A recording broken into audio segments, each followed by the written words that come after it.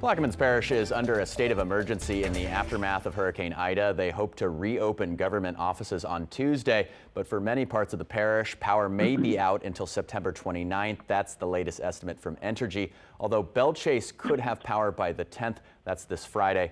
Parish President Kirk Lepine is joining us now with an update. Kirk, can you just take us through what you're dealing with right now in Plaquemines?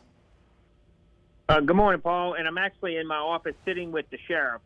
So he's sitting on the call with me. So if there's any questions for him. But actually, Paul, we do have a good bit of Belchase lit up, actually toward our Jesuit Bend area. And that continues to get more momentum as they get more feeders put up. I've noticed that some, lanes or some streets may have intermittent services, but for the most part, most of Belchase is up and running. And most important is our water plant that produces the water is on full power now. And that's some good news there. What about damage? What are y'all dealing with? Well, today the sheriff and I are allowing some convoys down on the levee to allow some of our southern friends to get down to their residence to see how, if there's much damage, to assess their property. We're asking them to come in, look at their property, get their value, but not stay because there's limited resources down in the southern end. We are allowing them to get down there to assess and really just get with their necessities and try to come back out. And how did the levee system hold up? Well, we still have water on the road from almost Myrtle Grove to Point Lahash. That was the back levee that those consist of about 3 to 6 foot of height. So that was our problem area. Usually it is. We have done some dewatering by putting some breaches in the levee. So some of that water is getting out, but it's slowly, but we're working hard to get that road back open again.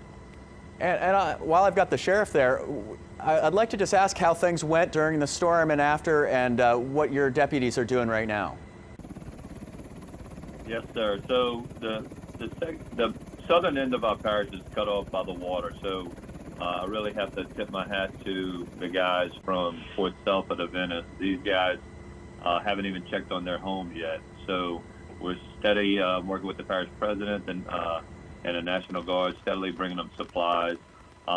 We currently have roadblocks in place, just monitoring the amount of people that come in because most of our parish still does not have power. 2/3 of our parish do not have water. There's very limited gas anywhere to run a generator. So I'm sure you keeping up with reports in other parishes of what's going on. So we've kind of battened down the hatches and secured our borders. Mm-hmm. So we won't have those type of issues. And Kurt, are there places for residents to get food, water, ice, and other supplies right now throughout the parish? Yes, so in the government complex here, we do have the water, MREs, and ice being distributed.